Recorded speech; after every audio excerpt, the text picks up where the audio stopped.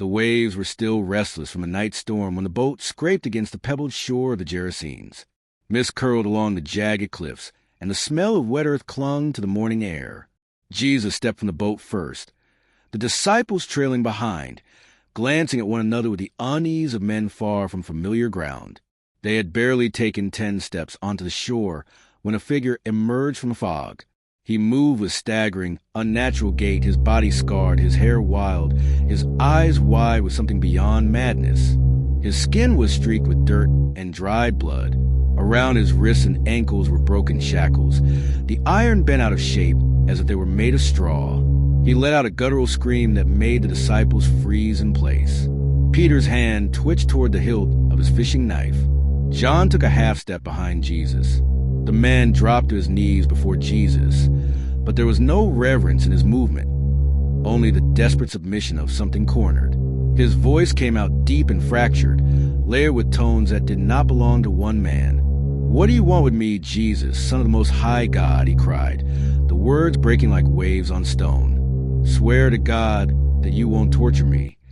The disciples stared, their breath shallow. Jesus gazed and wavered.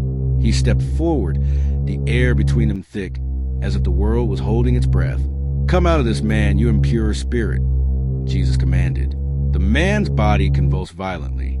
His fingers clawed at the dirt, and his head snapped back with a howl so loud it echoed off the cliffs. "What is your name?" Jesus asked.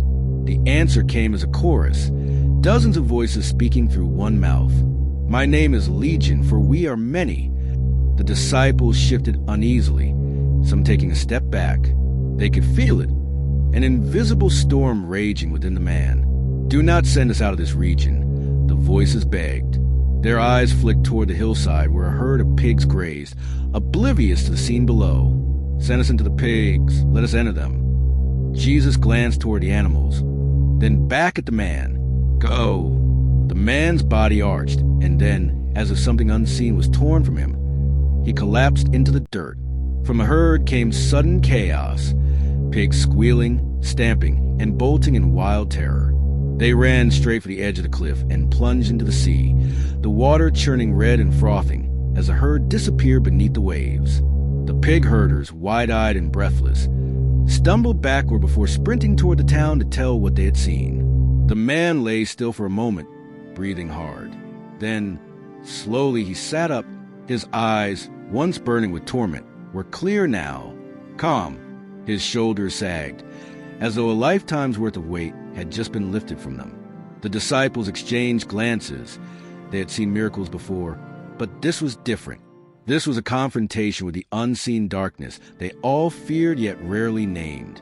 By the time the townspeople arrived, the man was sitting at Jesus' feet, dressed in a robe one of the disciples had given him, listening with quiet focus as Jesus spoke. But instead of awe, fear spread across the faces of the people. "Leave," someone said, their voice trembling. "Please leave our region." Jesus rose without protest. The man followed him to the boat's edge, desperation in his voice. "Let me come with you." Jesus placed a hand on his shoulder. "Go home to your own people. Tell them how much the Lord has done for you and how he has had mercy on you." The man's lips trembled. He nodded, a tear slipping down his cheek. As the boat pushed off, he stood on the shore, watching until Jesus was only a silhouette against the horizon. Then he turned toward the town, his voice already beginning to tell the story of the day the darkness left him.